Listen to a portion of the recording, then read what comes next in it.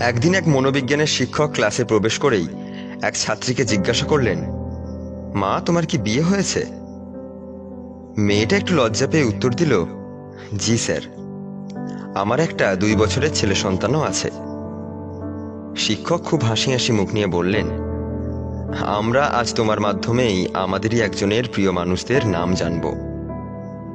এই কথা বলেই মেয়েটার দিকে তাকিয়ে বললেন, মা, আজকে তুমিই শিক্ষক। এই নাও চক এবং ডাস্টার। ব্ল্যাকবোর্ডে গিয়ে তোমার প্রিয় 10 জন মানুষের নাম লেখো। মেয়েটা ব্ল্যাকবোর্ডে গিয়ে 10 জন মানুষের নাম লিখল।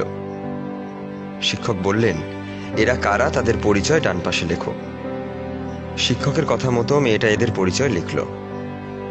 পরিবারের সবার নামের পাশেই 2-1 জন বন্ধু এবং প্রতিবেশীর নামও আছে। শিক্ষক এবার বললেন, তালিকা থেকে এবার 5 জনকে মুছে দাও।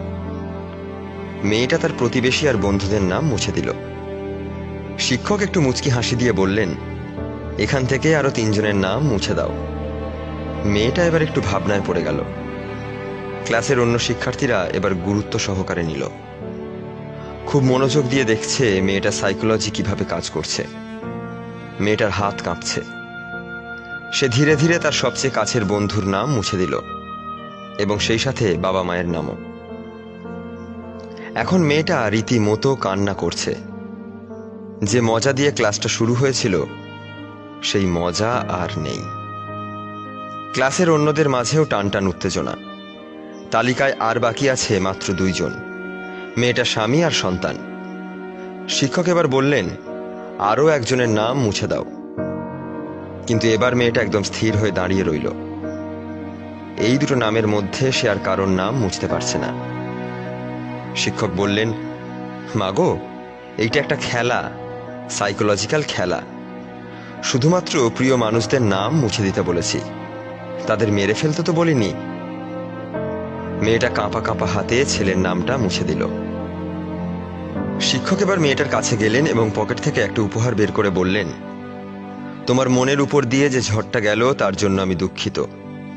আর এই বক্সে 10টা গিফট আছে তোমার সব প্রিয়জনদের জন্য। এবার বলো, কেন তুমি অন্য নামগুলো মুছলে?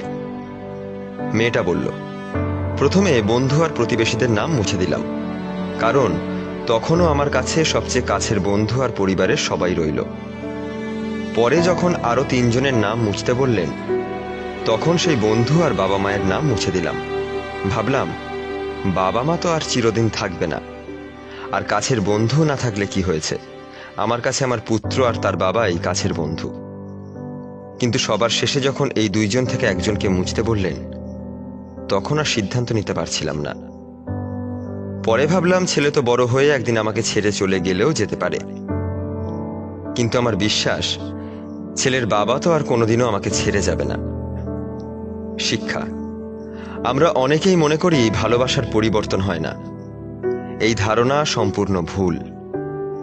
জীবনের নানা বাঁকে বাঁকে ভালোবাসার মানুষ এবং তার ধরন বদলে যায়।